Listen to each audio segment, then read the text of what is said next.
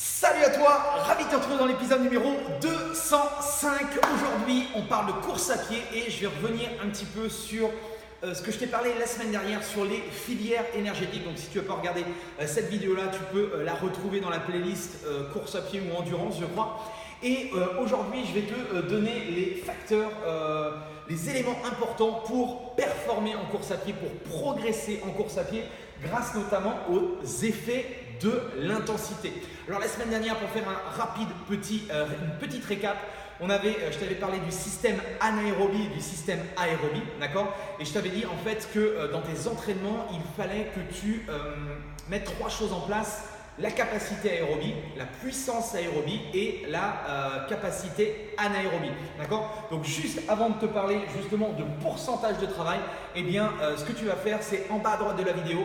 Si tu m'apprécies, si tu me découvres, eh bien tu trouves que j'ai une belle tête, eh bien tu appuies sur le petit onglet s'abonner. Ça te permettra de rejoindre des centaines de personnes qui chaque jour suivent mes conseils. Alors pas forcément que sur le running, mais en tout cas tout ce qui touche de près à la santé, au bien-être et au sport. Alors ici, si tu vois mon petit schéma, j'ai remis en place en fait les trois objectifs importants. Je te rappelle, moi je coach pas mal de personnes, que ce soit dans mon centre d'entraînement ou que ce soit par internet.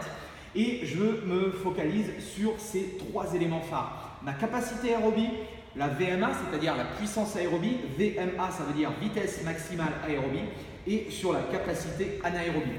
Alors, toi ce que tu vas faire aujourd'hui, demain, après-demain, si tu veux te créer des programmes d'entraînement, ce qu'il va falloir que tu fasses justement par rapport à cette notion de capacité aérobie, c'est de travailler entre 70, 70, parce que là je viens de finir une formation et je suis en Suisse, et donc voilà, c'est défaut professionnel, entre 70 et 95, d'accord, ou 95 s'il y a des amis suisses ou belges qui écoutent cette vidéo. Donc entre 70 et 95% de la VMA. Ça sous-entend quoi? Ça sous-entend que tu dois faire justement un test de VMA. Même chose, si tu n'as pas fait de test de VMA, tu peux regarder sur la playlist, j'en ai déjà parlé.